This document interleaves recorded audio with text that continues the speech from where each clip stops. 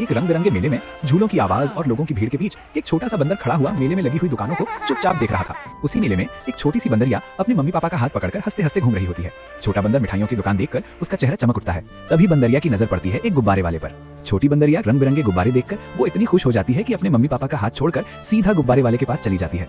गुब्बारे वाला बंदरिया के हाथ में बहुत सारे गुब्बारे पकड़ा देता है, लेकिन अचानक जोर की हवा चलती है और पल भर में बंदरिया गुब्बारों के साथ आसमान में उड़ने लगती है। वो बहुत डर जाती है, उसकी आंखों में आंसू आ जाते हैं। तभी छोटा बंदर आसमान में उड़ती हुई बंदरिया को देख लेता है। वो बिना देर किए हाथ में एक रस्सी उठाता है और जोर से सीटी बजाता है। सीटी की आवाज सुनते ही एक बहुत बड़ा विशाल पक्षी तेज गति से छोटे बंदर के पास आ जाता है।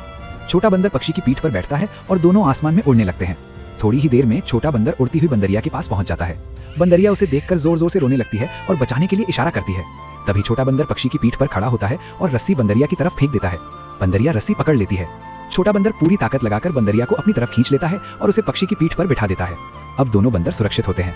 विशाल पक्षी दोनों को लेकर वापस जमीन पर आ जाता है। दोनों बंदर बहुत खुश होते हैं और एक दूसरे को गले लगा लेते हैं। हम आपके लिए ऐसे ही अच्छी अच्छी कहानियां एक छोटे बंदर के साथ बनाते रहते हैं। लाइक करो, कमेंट करो और सब्सक्राइब जरूर कर दो।